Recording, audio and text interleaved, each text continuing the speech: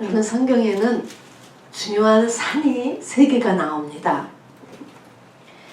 이스라엘 민족들이 출애굽한 다음에 시내산에서 10계명을 50일 만에 받았죠. 10계명을 받음으로 인하여서 구약이 열려집니다. 다음에 신약에서도 역시 오늘 산에 오르시고 해서 이 팔복산이라고 하는 산에서 산상수를 받게 됩니다. 그리고 이 시내산 그리고 팔복산은 요한계시록에 무슨 산으로 연결된다 그랬죠? 시온산. 그 시온산에는 주님이 재림하실 때 어린 양의 그 이름과 아버지의 이름이 그 이마에 있는 하나님의 백성들, 신부들이 있는 곳입니다. 그래서 이렇게 연결되는 세 산에 우리가 지금 있습니다.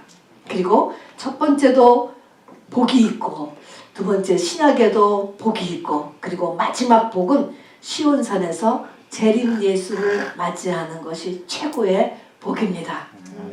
맨 처음에 구약의 복은 우리가 알다시피 시내산에서 받은 복은 집중적으로 신명기 28장에 기록되어 있습니다. 그것은 다른 게 아니고요. 하나님의 말씀을 듣고 행하면 복입니다.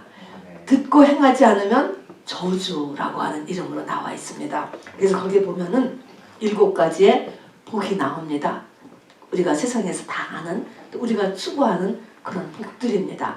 그래서 물질의 복, 건강의 복, 자녀의 복, 원수를 이기는 복, 머리 되고 꼬리 되지 않는 것, 또 가는 데마다 모든 일이 잘 되는 복하는 7가지의 복이 계속되어 있습니다. 자, 그런데 이 복은 그때부터 지금까지, 아니 그 전부터도 또 지금도 그리고 앞으로도 계속적으로 주님 다시 오실 때까지 계속되는 복입니다. 근데 이 복만 갖고 우리가 시온산에 그대로 들어갈 수가 없어요. 이 복은 그대로 계속 되는 거예요. 그러나 이것만 가지고 가는 게 아니고 이 시내산보다 더 높은 산이 있어요. 더 높은 산. 이게 무슨 산이죠? 우리 오늘 하게 된 팔복산입니다. 그리고 최고로 높은 산이 시온산. 물론 진짜 하이트가 높다는 것은 아니지만 보면은요, 맨 처음이 시내산이고 팔복산이 더 높아요. 그 다음이 시온산입니다, 여러분. 거기까지 우리가 올라가야 합니다.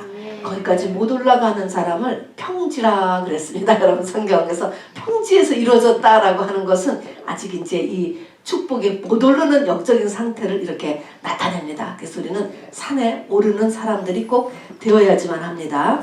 자, 그런데 이제 우리가 이 축복산, 팔복산을 이렇게 하는데요. 여기 보면은 우리가 마태복음 5장이 시작되는데 그 앞에 이 4장의 그 끝에 보면은 바로 그 예수의 소문이 온 수리아에 퍼져서 각종 병에 걸린 자, 고통당하는 자, 귀신 들린 자, 간질하는 자, 중풍병자를 데려와서 예수님께서 그들을 고치시는 일들이 기록되어 있고, 여기서 예수님이 그 많은 무리를 보시더니 빠져나오셔서 산에 올라가셔서 이제 이 팔복의 말씀을 하시는 것이 이렇게 기록이 되어 있습니다. 자, 그래서 여기서 빠져나오셔서 팔복으로 올라가셔서 말씀하셨다. 이런 말을 뒤에 가서 이제 마태복음 뒷부분에 9장에 가서 보면요. 이때 예수님이 그들을 보시고 불쌍히 여기셨다. 민망히 여기셨다. 이런 말이 있어요. 그러니까 이 지금 각종 병에 걸려서 그 무리를 이루면서 예수 앞에 나와서 막 이 치료받는 그 사람들을 불쌍히 여기셨다는 거예요. 민망히 여기셨다. 마음 깊숙한 곳에서 정말 불쌍히 여기셨다. 자, 그래서 이 불쌍히 여기셔서 팔복이 나오는 거예요. 그러니까 이 팔복은 지금 병에 고치는 게 문제가 아니고, 물론 고쳐야지요. 근데 그 병 들어서 그 고생하는 거, 병을 고치기 위해서 그렇게 힘쓰고 애쓰는 거, 그런 것을 근본적으로 고쳐주려고 하는 내용이 팔복의 내용입니다. 그래서 그것은 뭐냐면, 그렇게 하기 위해서는 네가 근본을 바꿔야 된다는 거예요. 네 머리를 바꿔야 된다. 머리라는 것은 명령체계를 이야기해요. 너의 주인을 바꿔야 된다. 이걸 얘기하는 것입니다. 그래서 주인이 누구라 그랬죠? 그 전까지는 마귀가 우리의 주인이잖아요. 우리가 마귀가 머리 되었고 마귀와 연합해서 태어나서 그렇게 살았잖아요. 그 마귀는 또 세상이고 말입니다. 이것을 근본에서부터 바꿔줘야 돼요. 너의 주인이 예수로 바뀌어져야 돼요. 너의 근본이 모래알 같은 나가 아니고 반석이신 예수로 지은 집, 이걸로 바뀌어져야만 이 모든 문제가 근본에서부터 해결된다라고 하는 것입니다. 그래서 팔복은요, 첫 번째 복부터 팔복까지 하게 되면은 주인이 바뀌는 얘기예요. 어떻게 나의 주인이 바뀌어지느냐 하는 것입니다. 이게 주인이 바뀌어지면 물론 맨 처음에 이 신의 사연에서의 복도 저절로 쫓아오는 것입니다. 그것이 영혼이 잘 되면 범사가 잘 되고 강건한 것 같은 복입니다.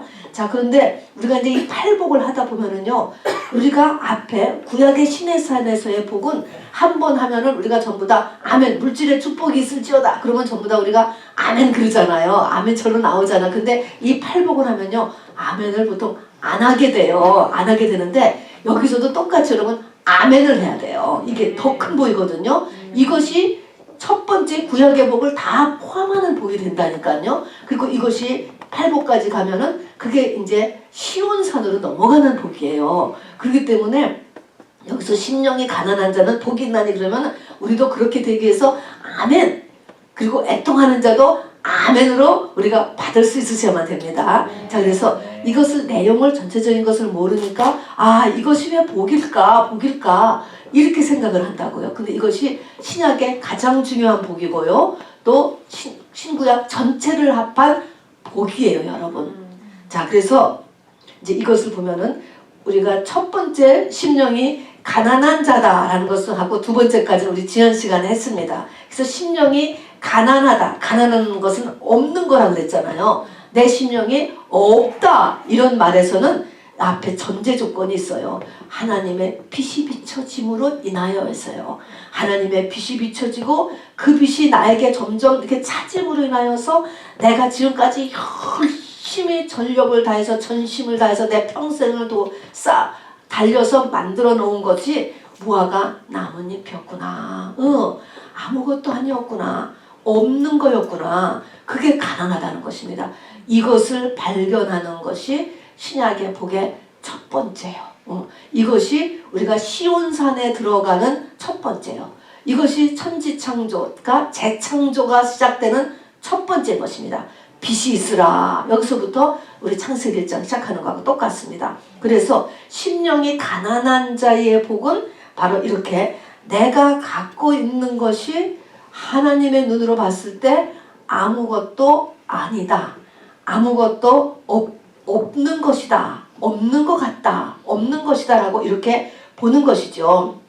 자, 그래서 사도 바울이 그를 깨닫고 사도 바울도 자기가 이제 그리스도를 아는 지식이 가장 고상함을 인하여서 빛을 받기 위하여서 바로 지금까지 그렇게 쫓아왔던 모든 것들을 다 배설물같이 여기고 달렸다라고 자기의 생애를 이렇게 회상하면서 바로 이 성령 받은 이후에 빛 받은 이후에 삶을 고백하고 있지 않습니까? 이제 이렇게 이게 이제 사도 바울에게 복 받는 거죠. 그래서 1단계는 이렇게 하나님의 빛으로 시작됩니다. 자, 두 번째는 이게 세상적인 애통이 아니고요. 그 빛에 의해서 자기 자신이 아무것도 아닌 것을 보게 되면서 그러면서 살면서 자기 자신을 보면서 자기 자신의 그 더 깊은 밑바닥까지를 보게 되는 거죠. 그래서 나오는 게 애통이라지, 애통. 그래서 정말 자기 자신의 속을 점점 보면서 정말 주 안에서의 애통이 일어났을 때 베드로가 닭울음 소리에 애통했다. 자아를 본 거야, 자기의. 그 자기 자신의 자아 때문에 애통. 애통이라고 하는 이 말은 독자를 잃은 어미의 울음이라 이렇게 얘기했습니다. 그러니까 아주 찢어지는 그런 울음이에요. 하나님 앞에 울부짖음이죠. 또 바울같이 오라 나는 곤고한 자로다. 자기 속에 일어나는 그 죄성, 정말 지긋지긋해가지고 애통하는 모습에 똑같은 애통이라는 이런 단어를 썼다고 합니다. 다윗이 밧세바 사건을 당한 후에 빛이 비쳐서 자기의 모습을 들여다봤을 때 정말 자기의 이중성도 더한 것이죠. 자기의 숨겨진 그런 또 하나의 자기 자신에 애통하는 거예요. 그런 모습. 또 어린 아들 둘을 놓고 정말 죽어야 하다는 좀 하나님의 큰 경륜 속에서 자기 뜻대로 되어지지 않은 환경 때문에 하는 애통, 그것은 바로 예수가 탄생할 땅이기 때문에 그런 일들이 일어난다라고 이야기했습니다. 또 영적인 갈급함 때문에 애통하는 것, 금식하면서 나가는 것, 술람미 여인 같은 것, 이런 모든 것들이 다 애통하는 상태에 이르는 것입니다. 여기까지가 이것도 이런 애통이 큰 복이고 또 하나님의 복을 주셨기 때문에 이런 애통이 일어날 수 있는 거예요. 우리가 이런 거를 지나가도요, 이 애통하는 이 복을 하나님께서 주시지 않으면 그 사건을 그냥 지나가고 덮어버리게 되죠. 그게 아니고 하나님 앞에서 애통이 일어나야 된다고요. 하나님이 이 복을 주셔서 하나님 앞에서 정말 오호라 나는 공고한 자로다 하면서 이 부르짖는 그리고 통곡하는 이런 상태가 오는 것, 이것이 그냥 확 업그레이드, 큰 복으로 올라가는 것이죠. 자, 우리가 여기까지 지난주에 했습니다. 자, 이런 상태, 내가 이러는 것이 무화과 나뭇잎에 불과하고 그런 무화과 나뭇잎을 찢겨서 나 자신을 해보려고 하고 하려고 하는데도 안 되는 것 때문에 애통하잖아요. 이것을 겪은 사람에게 일어나는 것이 성품의 온유함이 일어나는 것입니다. 그래서 이 팔복은요, 이것이 이렇게 가만히 보면 순서로 돼 있어요. 점프가 해서 아무것도 안 하고 그냥 의에 줄이고 복 많은 자가 된다. 뭐 그것도 그런 복도 우리가 끊임없이 작게는 받아야 되죠. 그렇지만 엄밀하게 시온산까지 올라가는 것은요, 이게 사다리 같아요. 그래서 1단계부터 이렇게 올라가는 것입니다. 그래서 이때 이게 온유라는 것도요, 온유감, 세상에서도 온유가 있어요. 세상에서 애통이 있듯이 세상적인 온유, 타고나기를 온유한 성품이 있습니다. 또 우리가 많이 훈련하고 자기가 힘쓰고 애써서 온유한 이런 성품을 만들어낼 수 있어요. 근데 성경은 그 온유를 얘기하는 게 아니에요. 이 온유는 앞에 심령이 가난해지고 또 이것으로 인해서 애통을 겪은 사람에게 자연적으로 되어지는 성품의 모습이에요. 이게 예수님의 성품이죠. 그래서 온유하고 겸손은 똑같은 것이고 예수님의 성품입니다. 세상 성경에 보면 그 당시로죠. 민수기 12장 3절에 보면은 지상에서 가장 온유한 자가 누구라고 했는지 아세요? 민수기에 보면은 그 당시에 모세지 모세. 모세가 사실은 굉장한 혈기의 사람이었어요. 그런데 모세가 바로 가장 세상에서 가장 온유한 자다 이야기했습니다. 어떻게 그렇게 온유하게 됐을까요? 이 모세가요, 광야 40년을 통하여서 온유가 이루어진 거예요. 40년. 모세는요, 자기가 자라온 기간만큼을 바로 광야에서 그만큼 연단 기간을 받았어요. 40의 광야를 쫓겨나가서 80의 하나님의 부름 받을 때까지. 여러분 생각을 해보세요. 내가 성령 받은 기간만큼을 그 뒤로 연단을 받고 모세가 온유가 생겨났다니까요. 그러니까 이 온유라는 성품이 정말 엄청난 우리의 모습이에요. 예수님의 성품이라니까요. 그래서 예수 안에서 자아가 죽었다라고 우리가 볼 수 있죠. 사람이 죽은 모습을 이렇게 볼 수 있습니다. 자, 그래서 이 온유의 반대는 뭘 것 같아? 여러분, 우리가 세상적으로 온유하지 않은 사람, 우리가 이제 온유가 잘 없지요. 온유의 반대가 강팍이죠. 강팍, 뭐 두말할 것 없이 강팍한 모습이 우리 속에 나타나고 또 과민한 모습, 다 우리의 모습이고 저의 모습입니다. 자, 그러면은 이제 온유한 사람이 되었어요. 이 사람은 바로 맨 처음에는 심령이 가난하고 애통하고 그 다음에 이것으로 인해서 성품의 온유가 이루어졌어요. 자, 이런 사람은 무엇으로 살까? 그러면 성깔도 마음대로 안 내고 자기가 열심히 일어놓은 것도 뭐 아무것도 아닌 것도 깨달았고, 이런 사람은 무엇으로 살 것 같아? 무엇으로 자기 자신을 유지할 것 같으세요, 여러분? 그것이 바로 네 번째, 여기 6절에 있는 의에 줄이고 목마른 자가 된다는 것입니다. 이것은 하나님에 대한 열망이죠. 열망. 이렇게 되면 당연히 그 마음속에서 열망이 쫓아오른다는 거예요. 하나님에 대해. 그래서 사도 바울이 그렇게 정말 모든 것을 배설물같이 여기고 봇대를 잡으려고 다른 박질했다라고 하는 것이, 이것이 마음속에서 올라오는 이제 성향인 것입니다. 그래서 의에 줄이고 목마르다. 의라고 하는 건 진리예요. 진리. 예수예요. 진리를 얻으려는 것, 예수를 얻으려는 것이에요. 인생의 목표가 예수를 얻고 진리대로 내가 한번 살아보자. 내가 이 땅에 한번 태어나서 내가 정말 진리의 사람이 되고 싶다. 이런 열망이 속에서 올라온다는 것입니다. 그리고 그것도 보통이 아니고, 여기 보니까 보통 정도가 아니고 줄이고 목말랐다 라고 하는 것은 아주 그냥 굉장히 열심히 아주 간절하게 원하는 상태죠. 그냥 깜빡깜빡 막 넘어갈 이런 상태인 것이죠. 자, 그래서 이런 욕망에 가득 찬, 하나님에 대한 욕망에 가득 찬 사람이 되는 것, 이것이 복이고, 또 하나님이 복을 주셨을 때 이런 상태가 내가 된다라고 하는 것이에요. 되어지는 거예요. 어떻게 보면 되어지는 것입니다. 자, 이렇게 여기가 요 의에 줄이고 목마른 자가 되려면은요, 우리가 제가 보니까 한 4가지 정도가 또 우리 속에서 일어나야 돼요. 뭐냐면은 내가 의에 줄이고 목마르려면 우리가 다 의인으로 살거든요. 의인 같이 살잖아요. 내 속에 있는 의가 거짓 의다 라는 것을 꿰뚫어 볼 수 있어야 돼요.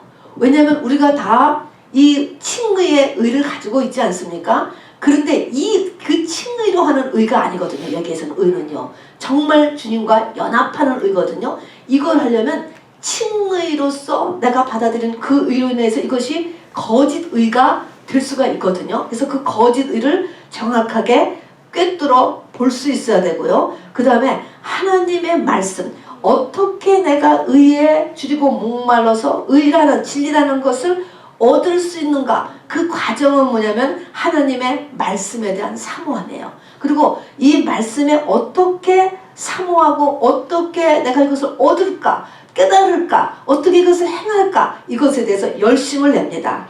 자, 에레미야 15장 16절에 보면은요, 내가 주의 말씀을 얻어먹었사오니 그 주의 말씀은 내가 기쁨과 나의 마음의 즐거움이 되었다. 에레미야 선지자요. 하나님의 말씀을 얻어먹었다.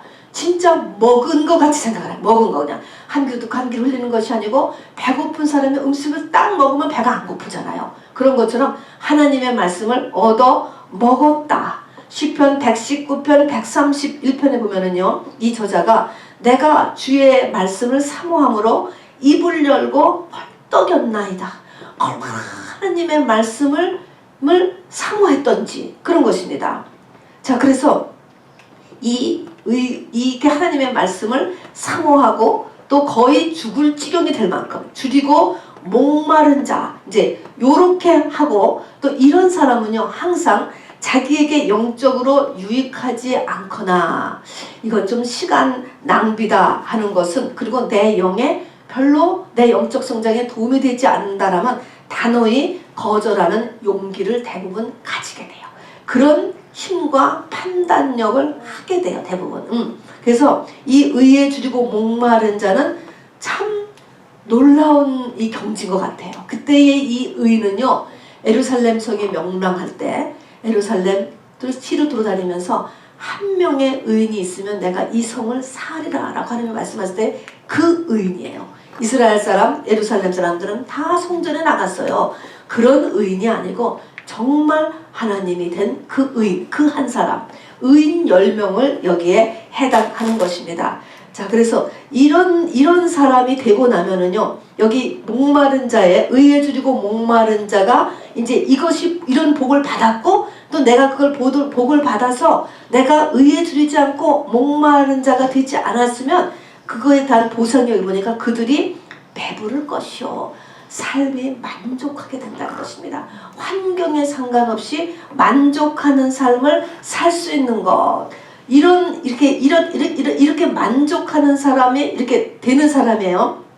자, 이런 사람은요, 하나님에 대해서 눈이 열리기를 시작합니다. 그래서 반드시 여기서 감사가 나오게 되는 거예요. 하나님에 대해서 눈이 열리면 내 환경이 어떤 건가에 상관없이 반드시 감사가 나온다는 거예요. 그러니까 이 바울이 어떻게 이 감옥 안에서 감사가 나올 수 있는 건가? 이 의에 줄이고 목마른 자의 경지에 올라갔기 때문인 것으로 보여집니다. 하나님의 눈이 열리면 우리가 세상의 눈으로 보는 거하고 다르잖아요. 많은 고통과 어려움 속에서도 하나님의 뜻이 보여질 수 있잖아. 그래서 항상 감사가 나와요. 이때가 요거가 의에 줄이고 목마른 자의 복을 받은 그 상태인 것입니다. 시편 34편 10절에 보면은 젊은 사자는 궁핍하여 줄일지라도, 젊은 사자는 아주 그냥 가장 왕성한 그런 사자, 어린 사자가 아니고 활발한 사자도 궁핍하여 줄일 때가 있지만 여호와를 찾는 자는 모든 좋은 것에 부족함이 없으리로다. 이 여호와를 찾는 거가 여기 있는 것처럼 의에 줄이고 목마른 자가 되면 이런 것입니다. 그래서 내가 이렇게 이 하나님, 예수 그리스도, 그리고 진리를 갖다가 이게 그것에 대해서 이렇게 목마르는 그런 사람은 모든 좋은 것에 부족함이 없게 되다. 젊은 사자라도 부족하더라도 이경지에 올라간 사람은 부족함이 없는 사람이 된다는 것이죠. 시편 23편에 여호와는 나의 목자시니 내게 부족함이 있으리로다 없으리로다? 없으리로다. 똑같이 우리 이 다윗께서 바로 그 애통하는 복을 넘어서 온유를 넘어서 의에 줄이고 목마른 자로 올라간 것으로 보여집니다. 그러니까 이 모든 믿음의 사람들의 그 모습들이요, 다 이 시편이 아니고 오늘 이 팔복산의 팔복 속에서 다 이렇게 나왔구나 라는 것을 이제 이렇게 보게 됩니다. 자, 그 다음에 국률이에요. 국률. 자, 이 국률은요 아주 굉장히 우리의 이 팔복 중에서도 피크에 올라가는 게 국률입니다. 이 국률의 다른 말은 불쌍히 여기다도 되지만 똑같게 이게 헤세드라고 하는 단어입니다. 헤세드는요, 계산하지 않는 하나님의 사랑이에요.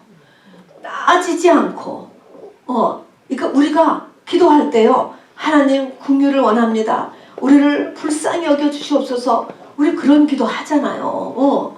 이거 하나님이 그냥 그냥 아무 계산 없이 뭐 보상도 없이 그냥 주시는 게 이 국률이에요. 부모가 자식한테 뭐를 줄 때 계산하고 주는 게 아니라 그냥 주는 그런 하나님의 사랑이 이게 지금 이게 국률인데요. 우리가 이 국률이 필요하잖아요. 또 내가 하나님 누구에게 국률을 베풀어 주세요 라고 내가 하나님의 국률을 그 사람한테 요구하는 기도를 할 수가 있잖아요. 근데 그러려면은 국률이 여기는 자가 돼야 국률이 여김을 하나님 앞에 받는다는 거야. 내가 그런 기도를 우리 아들을 위하여서 우리 딸을 위해서 하나님 그냥 국률 무조건적인 축복인 것이에요. 그거를 요구할 때는 내가 하나님 앞에 국률을 여기는 이렇게 국률의 복을 받아야지만 내가 하나님 앞에 국률이 여김을 받게 된다는 것이죠. 이게 하나님의 사랑인데 이게 어떤 상태냐? 이 대표가 바로 우리가 선한 사마리아인 나오잖아요. 거기에 나오는 그 선한 사마리아인이 바로 국률을 베푼 자다. 놀라운 것입니다. 자, 그리고 이때는 자기의 그 상대방의 형편에 맞추고 상대방이 누군가 상관하지도 않고 그 상태에서만 치중해서 자기의 최선을 자기에 쏟을 수 있는데 거기에 보면 레위인도 못했고 거기에 있는 제사장들도 못했습니다. 이걸 어떻게 할 수 있는가? 이 국률을 내가 어떻게 이 국률을 베풀 수 있는가 하는 것은 사람으로서는 못해요. 하나님이 이 국률을 주셔야 되고 제가 여기 보기는요. 앞에서부터 쭉 오는 사람이 쭉 내려와서 심령의 가난한 복, 애통하는 복, 온유한 복, 다음에 의에 줄이고 목마른 복 여기까지 온 사람이 이것을 보고 보았을 때 그 다음에 국률이 임하는 것 같아요. 우리 속에. 내 안에 이 국률의 복이 임해야 내가 계산하지 않고 나의 전심을 다해서 그 어떤 상태를 관계 아무 상관없이 그 사람의 상태만을 보고 국률을 베풀 수 있잖아요. 그렇게 했으면 나중에 나한테 하나님은 내 기도에 국률을 베푸신다고 여기까지 우리가 가야 되잖아요. 그러니까 하나님이 해주셔야 돼. 여기는 전부 다 이 모든 것이 팔복이 다 하나님으로부터 나와요. 사람이 할 수 있는 것이 아닙니다, 여러분. 자, 그래서 이게 하나님의 사랑입니다. 그러니까 가장 시작이 뭐냐면 빛으로부터 시작해. 천지창조에 같이 말씀이 빛이 되어서 나를 비춤으로 나는 심령이 가난한 데서부터 이제 시작되고, 그것으로 인해서 나 자신의 모습 때문에 또 이 순서대로 이제 올라가게 됩니다. 자, 에베소서 2장 4절에도 보면요, 긍휼에 풍성하신 하나님이 우리를 사랑하신 그 큰 사랑으로 인하여, 그러니까 하나님의 우리에 대한 사랑은 긍휼이라는 거예요. 그 긍휼로 인하여 허물로 죽은 우리를 그리스도와 함께 살리셨도다, 이렇게 말씀했어요. 그러니까 하나님의 사랑은 계산하지 않는 그런 사랑이었습니다. 자, 이 긍휼에서 나올 수 있는, 내가 예수 하나님으로부터 긍휼을 받고 나한테서 나올 수 있는 것이 뭐냐면, 그래서 용서가 나와. 용서. 여러분, 용서는 내 안에 용서하지 못하는 것은요, 가장 큰 어둠이라고 그랬어요. 나에게 가장 큰 어둠, 나의 모든 삶을 묶는 게 이게 용서 못하는 거거든요. 근데 아무리 해도 이게 사람 힘으로 안 되잖아요. 용서를 하고 싶다고 해서 용서가 되어지지 않잖아요. 그 사람 앞에 이 용서를 할 수 있도록 도와주세요, 이렇게 한다고요. 근데 이 용서가 어디서 나오느냐? 이 용서는 긍휼에서 나오는 거예요. 하나님의 사랑만이 용서가 가능한 것이에요. 그럼 어떻게 또 하나님의 사랑에 내가 들어가느냐? 어떻게 긍휼에 들어가느냐? 다시 팔복의 처음부터가 다시 시작돼야 되는 것입니다, 여러분. 그래서 올라갔을 때 바로 용서가 이렇게 나옵니다. 그래서 이 긍휼에서 용서가 나온다는 것이 너무나 저는 이것이 참 필요하고 너무나 귀한 것 같습니다. 이렇게 된 사람이 그 다음에 할 수 있는 게 마음의 청결입니다, 여러분. 청결은 두말할 것 없이 청소예요. 청소라고 생각합니다.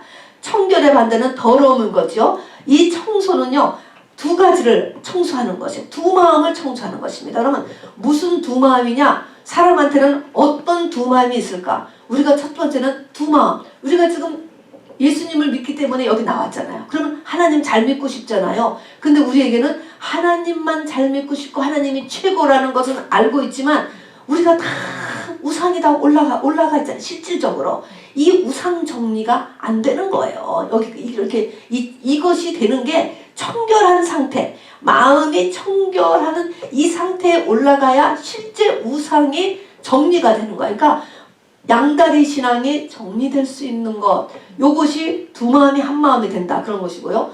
또 두 마음은 뭐냐면 우리의 겉과 속이 다른 것이에요, 여러분. 그렇죠. 바리새인, 서기관, 우리가 그보다 잘났습니까? 우리가 바리새인이 얼마나 믿음을 열심히 지키려고 했던 사람들입니까? 서기관도 마찬가지죠. 그보다 우리가 못할 거예요. 그런데 바리새인에게 예수님께서 너희의 잔과 대접의 겉은 깨끗하나 너희의 속에는 탐욕과 악독이 가득하도다. 전 정말 아멘인 것 같아요. 이게 안 되는 거예요. 그 속에 이게 그대로 있는 것입니다. 또 외식하는 서기관과 바리새인들아, 너희가 회칠한 무덤 같으니 겉으로는 아름답게 보이나 그 안에는 죽은 사람의 뼈와 모든 더러운 것들이 가득하도다, 그랬습니다. 이게 안 되는 거잖아요. 이것이 이 두 마음이 이걸 두 마음이라는 거예요. 이 두 마음을 청소할 수 있는 은혜, 청소할 수 있는 복, 이것이 마음을 청결케 하는 거예요. 이렇게 하는 사람에게는 어떤 일이 일어나냐? 이런 복을 받은 사람에게는 하나님을 본다는 거예요. 하나님이 본다는 것은 진짜 환상, 꿈, 그런 걸 얘기하는 게 아니고요. 하나님은 보이지 않는 분이에요. 하나님을 내가 깨닫는 거예요. 말씀을 보고 깨닫고 돌아가는 세상 상태에서 하나님을 느끼는 거죠. 느끼는 거. 이게 하나님을 보게 되는 것입니다. 그래서 이게 마음이 청결한 자, 여기가 아주 너무너무 이렇게 아주 고지 올라갑니다. 그리고 이렇게 된 사람이 무엇을 할까요? 화평하게 하는 자, 화평입니다. 화평, 평화, 샬롬이 일어나기 시작하는 것입니다. 샬롬. 자, 그래서 이제 샬롬을 일어나게 되는데, 이 화평은요, 무엇을 여기서 우리가 할 수 있느냐면요, 성경이 이야기하는 화평은요, 반드시 그 전에 전쟁을 한번 겪어야지 돼요. 이 전쟁을 할 수 있고 내가 이 전쟁에 이길 수 있는 것이 이게 바로 화평케 하는 복을 가진 사람, 화평케 하는 이 단계에 오른 사람인 거죠. 마태복음 10장에 보세요. 내가 화평을 주러 온 줄로 생각하지 말라. 검을 주러 왔다. 싸운다는 것입니다. 어미와 딸이, 며느리와 시어미가 분쟁하게 되는데 분쟁을 안 하기 때문에 우리 예수님의 마음이 탄다고 했습니다. 내가 검을 주러 싸우기를 원하는데 안 싸운다는 거예요. 거짓 화평이 얼마나 많습니까? 그 싸울 힘, 싸울 마음이 안 나는 거죠. 이것이 싸울 수 있구나. 이건 싸워야 되겠다. 전쟁이 나야 되겠다. 한번 깨야 돼요. 반드시. 깨는 복이에요. 그렇게 한 다음에 화평이 일어나는 것입니다. 진짜 화평이 관계에서, 그룹에서, 또 내 자신 속에서 일어나는 거, 화평케 하는 거, 이거 복입니다. 자, 여기까지의 7가지를 다 올라오면요, 마지막 하는 것이 3절이나 있어요. 10절, 11절, 12절. 이게 얼마나 중요하면 딴 것들은 다 한 절씩인데요. 이 마지막, 이 팔복은 3절이나 있습니다. 뭘까요? 의를 위하여 핍박받는 자가 되는 것입니다. 여러분, 이것이 바로 예수님이에요. 여러분, 의를 위하여 핍박받는 자, 위에 7가지 복이 합해져서 나타나는 모습입니다. 자, 이거를 잘 생각해 보시기 바랍니다. 우리가 예수를 믿으면 모든 사람한테 칭찬을 받아야 될 텐데, 예수 믿으면 모든 사람한테 덕을 쌓아야 되는데, 맞죠? 맞는데 그 단계하고 이 단계하는 또 다른 단계예요, 여러분. 그런데 반드시 이 단계에 올라가는 사람이 있어야 바로 그 집안이 구원을 받고, 그 가문이 구원을 받고, 시대가 구원을 받고, 민족이 구원을 받는 것이에요. 이분이 예수인데, 이 예수는 반드시 이 세상에서 적대관계가 된다는 거예요. 핍박을 받는다는 것입니다. 디모데후서에서도 그리스도 안에서 경건하게 살고자 하는 자는 핍박을 받느니라 디모데에게 이야기하셨습니다. 육체를 따라 난 자가 성령을 따라 난 자를 핍박한 것 같이, 구약에서 그랬습니다. 이제도 그러하니라 바울께서 이야기했습니다. 요한복음 15장에서도요, 세상이 너희를 미워하면, 이제 제자들에게 하는 말씀이에요. 너희를 미워하는 것이 아니고 나를 미워하는 줄 알아라. 예수를 미워하는 것입니다. 너희는 세상에 속한 자가 아니므로 세상이 너희를 미워하느니라 라고 말씀했습니다. 그러니까 이것을 알아두셔야 돼요. 세상에 모두 칭송하는 크리스찬의 리더는 참 크리스찬의 리더가 아니에요, 여러분. 이게 마지막의 때에 가서 우리가 아주 분별해야 되는 굉장한 지표가 되는 것입니다. 세상하고 안 맞아서 세상에 핍박을 받게 되는 것입니다. 어떻게 핍박을 받는다고요? 여기 보니까 그들이 욕하고, 세상이 너희를 욕하고, 거짓으로 모함하고, 악한 말로 대적하고, 그리고 육체적으로 바로 압박을 한다. 실질적인 이런 피해도 육체적인 압박이 난다. 욕을 먹어요. 또 욕을 먹고 이렇게 대적을 당하고 모함을 받고 하는 일이 일어난다는 것입니다. 자, 여러분, 그러나 이 10절, 11절, 12절에 의를 위해서 핍박을 받는 자는 복이 있나니, 이것의 중요한 점은 이것이 바로 예수의 모습이고요. 이런 핍박을 받으면 반드시 예수님께로 가까이 가는 것.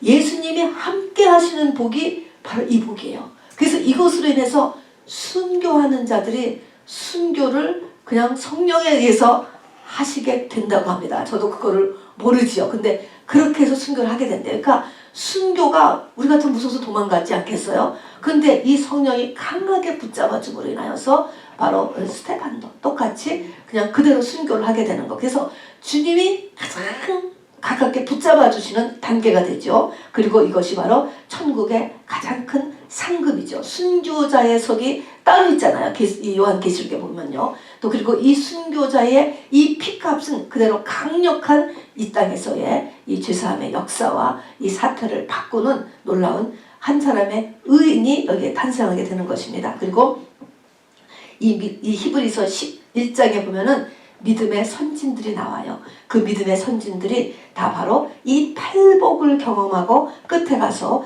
의를 위하여 핍박을 받는 자의 모습으로 다 등장하게 됩니다. 자, 그래서 이 첫 번째의 심령이 가난한 데부터 의를 위하여 핍박을 받는 이 복까지, 자, 빛이 임해서 어느 사람이 택함을 받아서 하나님의 빛이 임해지고 그 참빛이 점점 심해짐으로 인하여서 심해지는 것은 많아짐으로 인하여서 1단계에서부터 차곡차곡 우리의 생애 가운데 이것이 일어나게 된다라고 하는 사실인 것이죠. 자, 여러분, 근데 이 모든 것을 하나님께서 택하시고 하나님께서 주셔야 되는 거예요. 허락하셔야 되는 것입니다. 복을 주시는 분은 하나님이라고 했잖아요. 하나님이 주시는 거예요. 그러나 우리가 이것을 사모하고 사모해야 돼요. 그리고 이것이 복인 줄을 알아야지요. 자, 그래서 우리가 구약의 복은 우리가 확실하게 알죠. 재능의 복, 재물의 복이 있을 것이다 그러면 아멘. 그러면 똑같이 복이 오는 것처럼 또 건강의 복, 또 자녀가 잘 세상에서 높이 되고 탁월해지고 머리들 꼴이 되자면 아멘. 그런 것처럼 우리가 이제는 그 복에 머물러 있으면 안 돼요. 그 복에, 왜냐면 때가 가까웠기 때문에 그렇습니다. 우리가 빨리 시온산에 들어가야 돼요, 여러분. 그러기 위해서는 이 팔복산을 통과 안 할 수가 없는 거예요. 그냥 시내산만 가지고 그냥 생각에는 저 시온산에 들어갔으면 좋았을 것 같은데 팔복산, 이 신약의 산, 보이지 않는 복이에요, 전부 다. 이 구약의 신의 산의 복은 보이는 복이에요. 오감으로 감지될 수 있는 복이에요. 그러나 이 신약의 복, 이 팔복산의 복은 보이지 않는 복이에요, 여러분. 정말 좁은 문, 좁은 길에서 얻어지는 복이지만 반드시 이 복을 받아야 됩니다. 그렇다고 해서 구약의 복이 다 없어지는 게 아니에요, 여러분. 구약의 복은 구약의 복대로 그대로 가요. 한쪽에서는 그냥 가고 또 이쪽에서는 신약의 복을 올라서 여러분 첫 번째부터 팔복산에 오르는 저와 여러분이 꼭 되시기를 바랍니다. 네. 자, 그래서 이렇게 됐을 때 그 앞에 구약의 복을 받았어도 바로 그 수리아에 있는 그 모든 예수님이 있었던 그 사람들이 다 병에 걸리고 고통받고 귀신 들리고 그래서 병 고치러 그렇게 예수님을 쫓아다니고 그런 모든 일들도 같이 없어지는 것이에요, 여러분. 주인을 바뀌게 만든단 말입니다. 어린 양의 이름과 아버지의 이름을 그 이름에 쓰게 되는 그런 상태. 자, 우리 한번 차곡차곡 제가 이걸 아주 간추려서 이렇게 말씀한 거니까 요것만 간추려 놓으면 돼요. 이거를 여러분이 크게 공부를 하려고 하면요, 심령이 가난한 자는 복이 나니 이 한 복만 가지고도 책 한 권들이 있어요, 여러분. 그러니까 그거를 아주 간추린 거니까 여러분이 요 메시지만을 간직해주면 여러분이 팔복산에 오를 수 있을 것으로 봅니다. 한번 그래도 한번 리뷰를 해보세요. 마음에 넣어보세요. 맨 처음에 복이 무슨 복이죠? 심령이 가난한 복입니다. 그렇게 하면 그것이 조금 더 디벨롭이 되면 뭐가 된다고요? 애통이 일어나야 돼. 우리 속에서 애통. 자, 그래서 나 자신에 대해서 이렇게 그냥 막 애통하는 것을 겪고 나면 내가 뭐가 변해? 성품이 변해. 뭐가 나타나? 내 성품에서 온유가 나타나요. 온유가 나타나요.